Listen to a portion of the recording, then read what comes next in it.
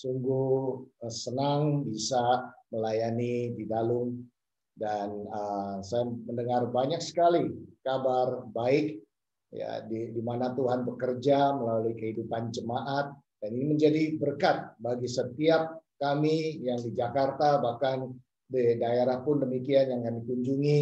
Banyak ceritanya juga yang kami dengar, cerita yang baik tentang Dalung. Ini karena saudara mempunyai gembala dan juga istri gembala yang sungguh-sungguh cinta Tuhan, melayani jemaatnya dengan tanpa pamrih, yang membuat akhirnya jemaat ini bisa bertumbuh dengan sehat. Dan kami berdoa dan kami berharap terus bahwa gereja jemaat di Dalung ini terus diberkati oleh Tuhan dan terus dipakai oleh Tuhan menggenapi visi dan amanat agung Tuhan untuk Dalung. Dan saya percaya dari Dalung akan merintis gereja-gereja yang Tuhan akan tunjukkan kepada saudara. Amin. Ya saudara, mungkin sebelum kita mulai pada firman Tuhan bisa melihat ke kiri, ke kanan, atau ke atas, ke bawah saudara di dalam Zoom dan nyapa mereka. Selamat pagi, senang bisa berada bersama-sama dalam kebaktian pagi hari ini. Amin. Saya akan share screen.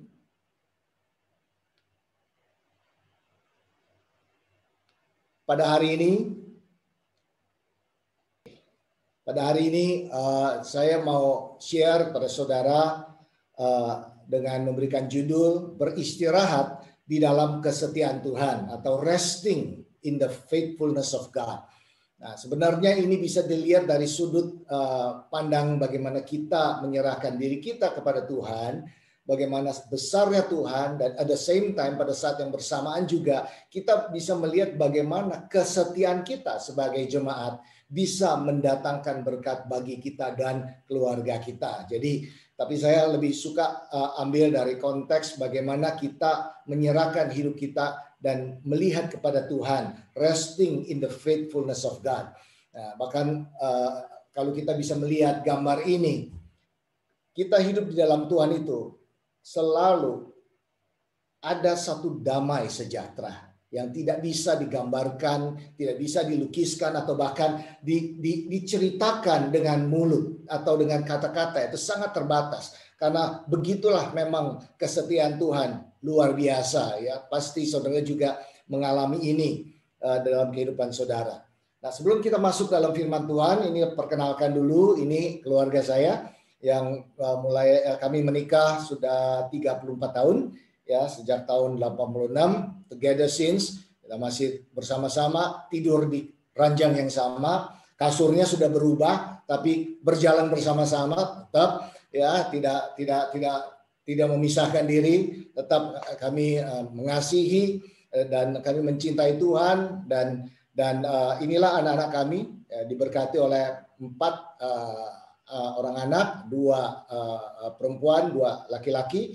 Yang di sebelah kanan, sebelah kiri atas itu adalah Angel dan suaminya Kevin dengan anaknya Ise. Nah, mereka tinggal di Singapura ya, dan yang di tengah itu adalah Adeline dengan suaminya Andi, dan anaknya 2, Nobi, Nolan, dan coming soon ada 1 lagi ya. Jadi itu hopefully tahun depan. Dan mereka tinggal di belakang rumah. Jadi hampir setiap hari cucu datang untuk spend time with us. Nah, yang sebelah kanan atas itu adalah Jonathan dan istrinya Hazel dan Elise, atau yang saya biasa panggilnya Noya. Ya, itu jadi mereka tinggal di Toronto. Lalu Justin ya masih tinggal bersama dengan kami.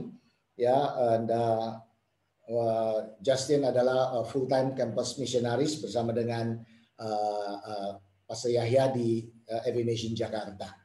Ya, itulah anak-anak kami dan cucu. Ya, sungguh senang Tuhan memberkati, dan kami menikmati keluarga ini bersama-sama bertumbuh. Tadi dikatakan waktu Angel masih kecil, anak saya yang pertama. Ya betul, itu yang Pastor Roni tadi katakan. Kami mendidik mereka bagaimana untuk berdoa sejak dini. Ya, tetapi sekarang sudah punya cucu, Jadi Nolan itu yang di tengah itu usianya baru 1 tahun, ya, dia sudah membiasakan diri sebelum makan dia pasti melipat tangan untuk berdoa, atau sebelum dia pulang ke rumahnya dia pasti saya doakan, dia juga yang pertama melipat tangan dan berdoa pada Tuhan. Ya, pasti bisa, saudara, kalau kita melatih anak-anak kita, jangan mengatakan bahwa mereka terlalu kecil. Tidak ada yang terlalu dini untuk kita mendidik anak-anak kita. Baik, kita masuk dalam firman Tuhan dan saya ambil dari Kejadian 26. Kejadian 26 ayat yang pertama. Maka timbullah kelaparan di negeri itu. Ini bukan kelaparan yang pertama yang telah terjadi dalam zaman Abraham. Sebab itu Ishak pergi ke Gerar kepada Abimelek, raja orang Filistin. Lalu Tuhan menampakkan diri kepadanya serta berfirman, janganlah pergi ke Mesir, diamlah di negeri yang akan ku katakan kepadamu. Mari sama-sama kita berdoa, kita mohon berkat Tuhan untuk memberikan pengertian dan supaya firman Tuhan ini tidak terganggu, bahwa kita bisa mendengar dan bisa mencernanya dengan baik. Bapa di surga, kami datang kepada Tuhan, kami serahkan waktu ini Tuhan, inilah waktumu, biar Engkau yang beracara dari awal sampai akhir, pembagian daripada firman-Mu ini tertanam di hati yang benar, dan Engkau urapi setiap telinga, Engkau urapi setiap pikiran kami, dan hamba yang membagikan Tuhan, bahwa internet juga boleh berjalan dengan baik, tidak ada gangguan. Di dalam nama Yesus Kristus kami serahkan pagi hari ini. Amin. Saudara, kalau kita bisa melihat di sini, ceritanya ini adalah bahwa ada terjadi kelaparan. Dan ini bukan yang pertama kali. Jadi Ishak bertumbuh bersama dengan ayahnya Abraham. Dia pernah mengalami kejadian-kejadian dan ini terulang lagi dalam zamannya dia. Nah, jadi mindsetnya adalah waktu itu mereka mau pergi ke Mesir karena di situ ada makanan. Sama seperti kejadian sewaktu zaman Abraham. Tetapi di situ dikatakan bahwa Tuhan menampakkan diri kepadanya serta berfirman, jangan pergi ke Mesir.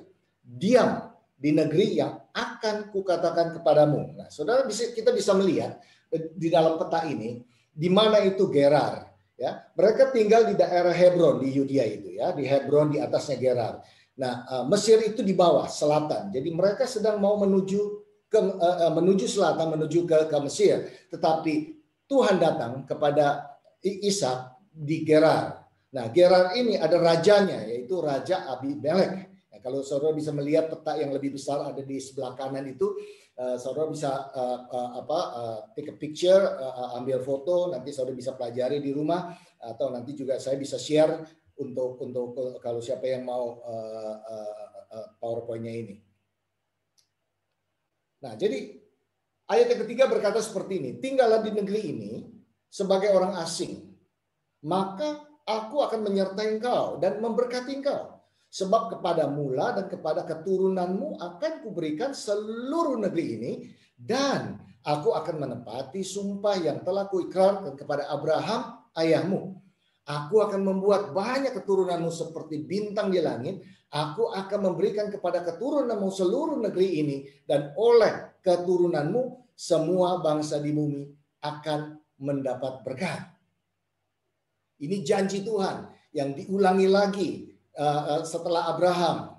Nah, kita bisa melihat di ayat yang berikutnya, karena Abraham telah mendengarkan firman-Ku dan memelihara kewajibannya kepadaku, yaitu segala perintah, ketetapan, dan hukum. Jadi tinggallah Ishak di Gerar. Saudara, banyak kali dalam kehidupan kita Tuhan berfirman, apakah itu melalui nubuatan, apakah itu melalui kejadian, bahkan sewaktu kita membaca firman Tuhan, Roh Kudus berbicara kepada kita. Ada satu janji yang Tuhan berikan kepada kita. Nah, kadang-kadang memang berbeda dengan apa yang kita lihat pada saat itu. Pada kenyataannya terjadi kelaparan. Ishak mengalami kelaparan dan dia mempunyai banyak ternaknya, dan dia juga banyak keluarganya yang bersama dengan dia, dan dia harus memikirkan jalan selamatnya adalah mencari tempat yang aman, yaitu ke Mesir. Tetapi firman Tuhan mengatakan, dan thank God, ini sesuatu hal yang baik, saudara, bahwa Ishak mendengar Tuhan. Ishak mempunyai pergaulan dengan Tuhan. kalau kita bergaul dengan Tuhan, pasti kita bisa mendengar apa yang Roh Kudus katakan. Dan Roh Kudus mengatakan kepada dia, tinggal. Ishak, kamu tinggal di Gerar. Dia tidak mengerti kenapa, tetapi dia lakukan dan dia tinggal di Gerar. Ayat yang ke-12. Maka menaburlah Ishak di tanah itu, dan dalam tahun itu juga ia mendapat hasil 100 kali lipat, sebab ia diberkati Tuhan. Dan orang itu menjadi kaya, bahkan kian lama kian kaya, sehingga ia menjadi sangat kaya. Saudara, ini sesuatu hal yang di luar daripada akal sehat manusia. Di dalam kelaparan, di dalam kekeringan, Tuhan memberkati Ishak. Karena dia taat, apa yang terjadi adalah dia bukan hanya sekedar mendapatkan berkat. Firman Tuhan dengan jelas mengatakan dia mendapat hasil 100 kali lipat. 100 kali lipat itu sesuatu hal yang luar biasa. Ini bukan 100%, saudara. Ya, 100 kali lipat berarti apa? Lebih daripada 100%. Ya, jadi kalau 1 kali lipat atau 2 kali lipat, ini 100 kali lipat. Jadi misalnya apa? Misalnya saudara mempunyai 1 juta, berarti 100 juta, 100 kali lipat. Kalau saudara mempunyai 10 juta, berarti 1 miliar. Ya, kira-kira begitu kan? Jadi begitu luar biasanya Tuhan memberkati Ishak.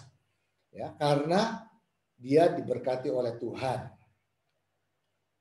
Ayat 14. Ia mempunyai kumpulan kambing domba dan lembu sapi serta banyak anak buah.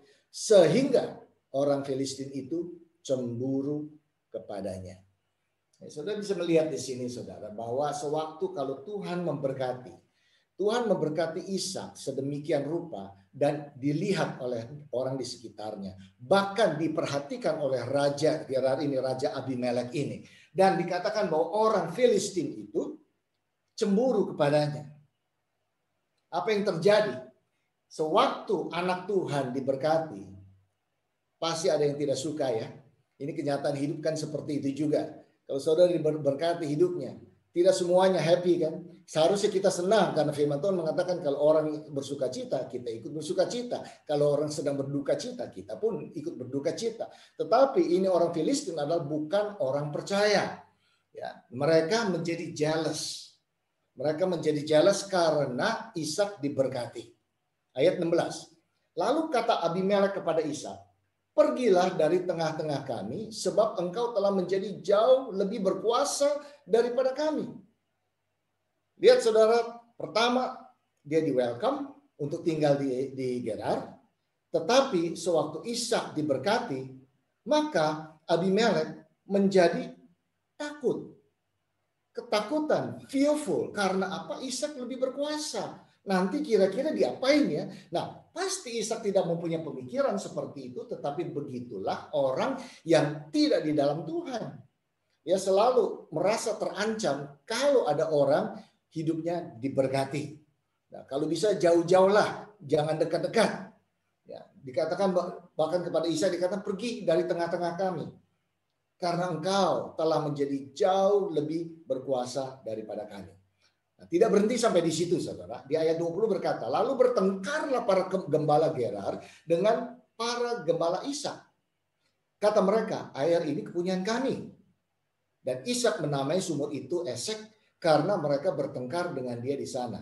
Nah, kalau saudara membaca ayat-ayat ini satu cerita yang luar biasa. Nanti di rumah saudara pelajari lagi ya. Dari Kejadian 26 ini sebenarnya kejadian ini bagus sekali. Banyak sekali cerita yang kaya di situ. Kita bisa belajar banyak moral story-nya di situ. Nah, sebenarnya tuh Abraham pernah menggali sumur. Di dalam perjalanan kita tahu bahwa orang Israel itu kan nomad ya. Mereka tidak ada satu tempat. Mereka tidak tinggal. Mereka berjalan terus ya, merantau. Dan di dalam perjalanannya Abraham pernah menggali sumur dan orang Filistin menutup sumur itu. Ya, bertahun-tahun mereka menutup itu. Luar biasa ya saudara. Dan ini Ishak menemukan sumur yang digali oleh ayahnya, tetapi orang gembala-gembala Gerar ini mengatakan ini sumur kami. Seharusnya mereka menggali sendiri. Kenapa mereka tidak menggali? Setelah udah ada airnya, mereka mau mengambil. Jadi itu ciri-ciri orang yang tidak di dalam Tuhan. Jealous, ada ketakutan, dan selalu mau menang sendiri.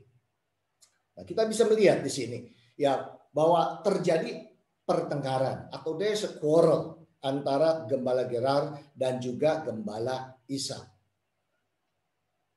Nah, saudara, kalau kita tahu bahwa mereka adalah orang-orang yang hidupnya itu agriculture ya. Jadi banyak hewannya juga. Nah, ini sebenarnya kalau bicara mengenai kelaparan, sebenarnya mereka bisa saja menyembelih hewannya, tetapi kalau tidak ada air, hewannya pasti mati. Ya, jadi air itu sangat-sangat penting. Jadi sumur itu sangat krusial untuk kehidupannya mereka. Nah, ini mereka menemukan satu, akhirnya terjadi percekcokan di situ, dan ayat ke-21. Kemudian mereka menggali sumur lain dan mereka bertengkar juga tentang itu. Maka Ishak menamai sumur itu Sitnah. Ya, another quarrel. Berantem lagi. Nah, tapi luar biasa saudara, Ishak mengalah. Karena setiap kali dia gali ada airnya. Tetapi kalau orang Gerar ini menggali tidak ada airnya. Jadi mereka hanya mengikuti di mana berkat Tuhan itu dan mereka mau mengambil untuk diri mereka sendiri. Ayat ke-22. Ia pindah dari situ dan menggali sumur yang lain lagi, tetapi tentang sumur ini mereka tidak bertengkar. Sumur ini dinamai Rehobot. Dan ia berkata, sekarang Tuhan telah memberi kelonggaran kepada kita sehingga kita dapat beranak cucu di negeri ini. Saudara, kalau kita berkeluh kesah, kalau kita terus berantem sama orang-orang tidak percaya, tidak beriman kepada Tuhan, capek kita, saudara. Kalau berkat itu datang kepada saudara, itu tidak akan kemana-mana. Kemanapun saudara pergi, walaupun sepertinya itu kekeringan, keadaan kita sekarang serba tidak menentu, bukan? Dan mungkin ada yang tidak jelas, apakah saya bisa dapat kerjaan lagi, atau mungkin ada pengusaha yang struggle. Ya, semua kita alami ini. Tetapi saudara, di dalam Tuhan selalu ada jalan keluar. Dan kita harus melihat kepada Tuhan bahwa Tuhan yang menuntun hidup kita, dan Tuhan akan menuntun kita di mana ada sumur-sumur itu. Ya, dan sampai akhirnya diketemukanlah sumur yang dinamakan Rehobot, dan sekarang Tuhan telah memberikan kelonggaran. Hanya kelonggaran, saudara, sehingga kita dapat beranak cucu di negeri ini. Apa maknanya, saudara? Kita perlu kadang-kadang dalam keadaan yang seperti harus struggle, kita harus mencari bagaimana kita harus bekerja keras dalam keadaan yang sulit ini. Pasti kita juga berharap kita bisa ada waktu untuk tenang, relief, ya, disegarkan, ada kelonggaran daripada situasi-situasi yang berusaha untuk menghimpit kita, membuat kita menjadi cemas, menjadi khawatir dan sebagainya. Dan sewaktu kita diberikan kelonggaran, di situ kita bisa mulai tenang, di situ kita bisa mulai lebih berdoa, di situ kita bisa mulai fokus membuat rencana dan terjadi reproduce, ya, bahkan beranak cucu di negeri ini. Lalu ayat yang ke-26. Nah, Abimelek tidak tinggal diam, saudara. Datanglah Abimelek dari Gerar mendapatkannya bersama-sama dengan Ahuzat, sahabatnya, Pikol, kepala pasukan itu. Tetapi kata Ishak kepada mereka, mengapa kamu datang mendapatkan aku? Bukankah kamu benci kepadaku dan telah menyuruh aku keluar dari tanahmu? Lihat jawabannya. Jawab mereka, kami telah melihat sendiri bahwa Tuhan menyertai engkau. Sebab itu kami berkata, baiklah kita mengadakan sumpah setia antara kami dan engkau, dan baiklah kami mengikat perjanjian dengan engkau. Lihat ya saudara, bagaimana kalau orang diberkati dan orang lain yang melihat bahwa saudara diberkati, mereka mau datang kepada saudara. Ya, dengan dalih yang bagaimanapun juga mereka melihat, karena mereka identify you are blessed, bahwa Tuhan menyertai seperti Tuhan menyertai Ishak. Mereka melihat dengan mata mereka sendiri dan mereka berusaha untuk menjadi sahabat. Ya, tadinya diusir ya karena takut menyerang mereka. Nah, sekarang mereka mendekati untuk supaya menjadi sahabatnya mereka. Ayat 29, bahwa engkau tidak akan berbuat jahat kepada kami, seperti kami tidak mengganggu engkau, dan seperti kami semata-mata berbuat baik kepadamu, dusta ya, dan membiarkan engkau pergi dengan damai. Bukankah engkau sekarang yang diberkati Tuhan? Saudara, sewaktu mata kita tertuju kepada Tuhan, sewaktu kita tidak banyak komplain menghadapi masalah dalam hidup ini, Tuhan akan menuntun kita di mana di sumur itu ada air. Air yang memberikan kehidupan bagi kita, kesegaran bagi kita, masa depan bagi kita. Bahkan orang yang mencaci maki, yang berusaha untuk memusuhi kita, mereka akan berdatangan. Karena apa? Mereka melihat bahwa saudara adalah orang-orang yang diberkati oleh Tuhan. Dan mereka mau berkatnya itu. Jadi kita bisa melihat, saudara, di sini terjadi recognition. Ada pengakuan.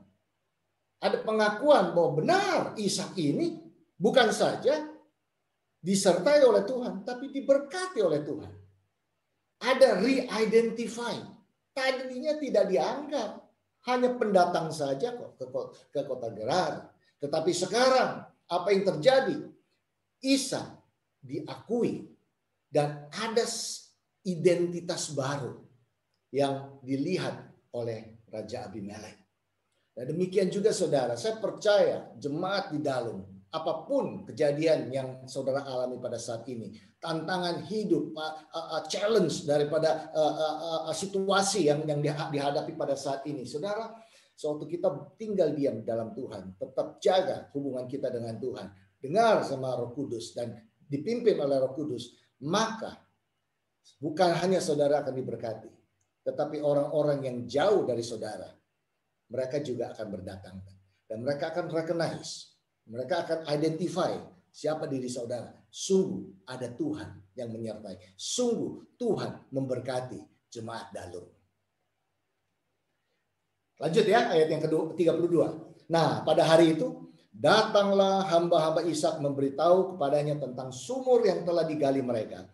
Serta berkata kepadanya, kami telah mendapat air. Lalu dinamainya sumur itu Shiba. Sebab itu nama kota itu adalah Beersheba sampai sekarang. Nah, saudara, saya pelajari kata Beersheba ini dalam bahasa Inggrisnya well of seven atau well of the oath atau sumur di mana terdapat janji Tuhan. Dan janji Tuhan kepada saudara dan saya tidak pernah berubah. Nanti sebentar kita pelajari. Itulah karakteristiknya daripada Tuhan. Well of the oath. Di situ di sumur, dan Ishak hidup terus bertumbuh, tambah kaya, tambah memberkati, dan bahkan begitu banyak harta dan juga kambing dombanya dan juga anak-anak yang dilahirkan melalui keluarganya dan sebagainya dan sebagainya. Ishak diberkati. Well of the oath. Janji Tuhan digenapi. Dan saudara, kenapa saya mau ceritakan ini semua? Itu ada satu story yang sangat menarik tentang kehidupan Ishak. Kalau saudara lihat peta, ya, di mana Abraham dipanggil keluar dari Ur Kasdim sampai ke tanah Kanaan, itu perjalanannya panjang, saudara. Nah, tetapi waktu zamannya Ishak tidak banyak travelingnya, dia hanya berputar-putar di Yudea saja. Nanti anaknya yang berikutnya, Yakub, dia harus kembali lagi karena dikejar kan sama Esau. Dia balik sampai ke Haran. Nah, kita bisa belajar banyak dari kehidupan Ishak ini di dalam situasi yang tidak jauh kemana-mana. Ya boleh dikatalah di sekitar Bali lah begitu ya.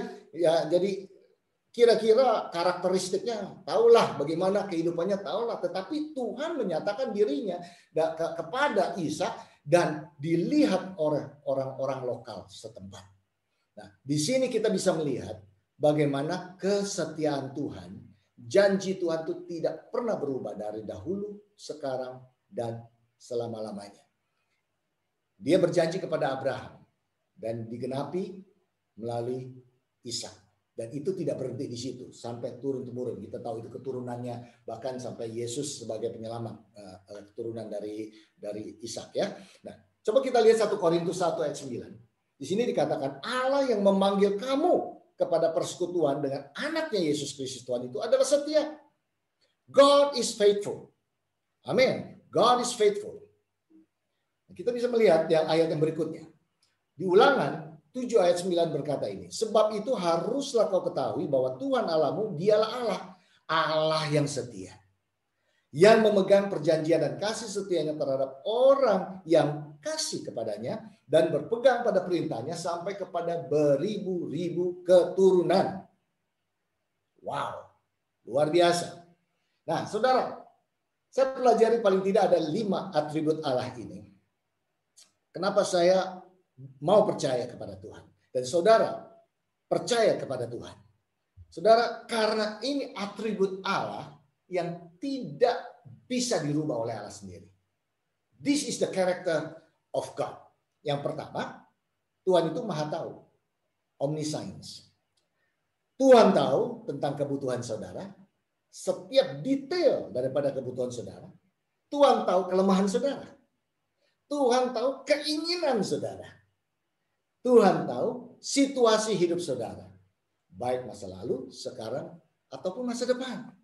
Jadi kalau Tuhan ini maha tahu, saya mau percaya kepada orang seperti ini. Amin. Nah, kalau misalnya saudara punya pastor, pastor juga manusia, terbatas. Mungkin banyak pengetahuannya, tapi dia tidak seperti Tuhan yang maha tahu. Yang kedua, Tuhan maha kuasa. Omnipotent. He is all powerful. Tidak ada yang terlalu sulit bagi dia. Saudara, Tuhan dengan satu kata saja bumi diciptakan. Seperti membalikkan tangan begini saja. Begitu mudahnya Tuhan bisa merubah keadaan hidup. Tuhan bisa dengan satu kata terjadi. Because He is omnipotent. Tuhan maha kuasa. Kita bisa percaya kepada Tuhan yang seperti ini. Yeremia 32 ayat 17 berkata, Tuhan Allah, sesungguhnya Engkaulah yang telah menjadikan langit dan bumi dengan kekuatanmu yang besar dan dengan lenganmu yang terentang. Tiada suatu apapun yang mustahil untukmu.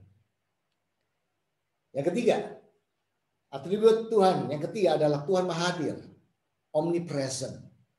He exists everywhere at once. Maksudnya dia bisa ada di mana pada saat yang bersamaan. Berbeda dengan iblis, saudara. Ya, makanya iblis itu banyak roh-roh jahat yang melayani. Karena iblis tidak bisa di satu tempat pada saat yang bersamaan. Tetapi Tuhan kita, dia bisa.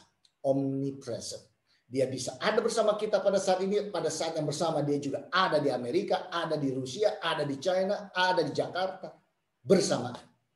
Amin. Inilah Tuhan yang kita sembah. Dan He is never beyond reach. Dan dia bisa. Tidak sepertinya Tuhan tuh jauh banget harus kita melakukan upacara ini, upacara untuk mendekat kepada Tuhan. No, dia tinggal dalam hati kita. Yang penting adalah sewaktu kita membuka hati kita, mengizinkan Yesus Kristus masuk dalam kehidupan kita, memerintah, He will stay with us. Dia akan tinggal di dalam hidup kita dan dia akan memerintah, dia akan menuntun hidup kita. Tuhan Maha Hadir. Nah, atribut yang keempat adalah Tuhan tidak berdusta. He cannot lie. Dia tidak bisa, saudara. Tuhan itu sempurna, dia tidak bisa bohong. Jadi kalau kita tahu bahwa Tuhan itu tidak berdusta, kita bisa percaya. Perkataannya ya dan amin. Tidak kira-kira, apa kira-kira Tuhan jawab doa atau tidak? Atau kira-kira kenapa ya begini, kenapa ya begitu? Saudara, seringkali kan kita bertanya kalau doa kita sepertinya masih belum dijawab Tuhan. Padahal Tuhan sudah menjawab, kita aja yang kadang-kadang nggak peka mendengar. Nah, Tuhan tidak berdusta. Begitu dia berjanji kepada saudara, dia akan genapi. Mungkin di dalam kehidupan saudara, saudara pernah mendapatkan nubuatan. Bahkan sewaktu saudara membaca firman Tuhan, Roh Kudus mengatakan ini untuk kamu, firman ini untuk kamu. Saudara aminkan dan Tuhan tidak berdusta. Dia pasti mengenapi itu. Amin. Jadi pegang teguh iman kepada Tuhan. Dan lihat pertolongan Tuhan. Redemption of God. Lihat tuntunan Tuhan. Arahan Tuhan dalam kehidupan saudara. Saudara akan alami hal-hal yang luar biasa bersama dengan Tuhan. Karena Tuhan tidak berdusta. Bilangan 23 ayat 19 berkata ini. Allah bukanlah manusia sehingga ia berdusta. Bukan anak manusia sehingga ia menyesal. Masakan ia berfirman dan tidak melakukannya? Atau berbicara dan tidak menepatinya? Atribut yang kelima. Tuhan tidak berubah. Unchanging. Manusia berubah ya, hari ini janji, besok dia gombal, dia ingkar janji. Ya, tergantung moodnya. Kalau lagi baik dia baik hati, waktu moodnya nggak baik dia mungkin jadi orang jahat. Ya, Tuhan tidak berubah. Kita bisa percaya. Makanya kalau kita katakan God is faithful, inilah yang dikatakan God, you are faithful. Nah, kalau kita bicara mengenai 1 tahun ini, is talking about amazing grace. It is God's amazing grace yang kita alami walaupun dunia bisa bergejolak pada saat ini. Kalau ditanyakan kapan COVID selesai, tidak ada yang tahu. Mungkin diperpanjang lagi, mungkin diperpanjang lagi. Kadang-kadang kita bisa kecewa, tetapi sewaktu kita berpegang kepada janji Tuhan, apapun juga yang saudara alami pada saat ini, lihat kepada Tuhan. God is faithful kepada saudara. Kita bisa percaya pada Dia. Tuhan tidak berubah, karakternya selalu sama, sifatnya sama, dan firman-Nya mengatakan bahwa Dia setia.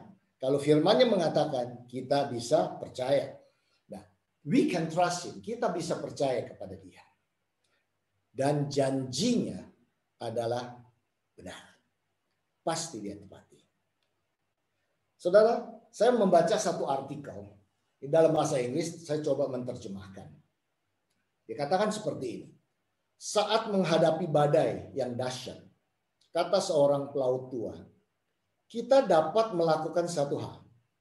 Hanya ada satu cara. Kita harus menempatkan kapal kita pada posisi tertentu dan menahannya di sana. Logika tidak membantu. Pengalaman masa lalu juga tidak bisa menolong. Dalam doa pun tidak dapat penghiburan. Hanya satu yang tersisa. Fokuskan pandanganmu kepada Tuhan. Apapun yang terjadi, apakah itu angin, ombak, kilat, guntur, apapun itu namanya. Anda harus mengikatkan diri kepada jurumudi dan memegang teguh kepercayaan Anda pada kesetiaan Tuhan, kedaulatannya, kasih abadinya di dalam Kristus Yesus.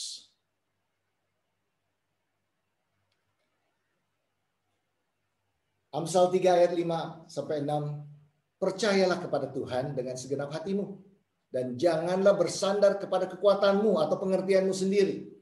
Akuilah Dia di dalam segala lakumu, maka Ia akan meluruskan jalanmu. Saudara, saya pilih ini gambar mercusuar ini atau the lighthouse ini, saudara. Ini sangat diperlukan sewaktu kapal tidak bisa melihat. Semuanya gelap dan kiri kanannya ombak bergelora. Tapi sewaktu dia melihat ada lighthouse atau mercusuar itu, dia tahu itulah daratan. Itulah keselamatan.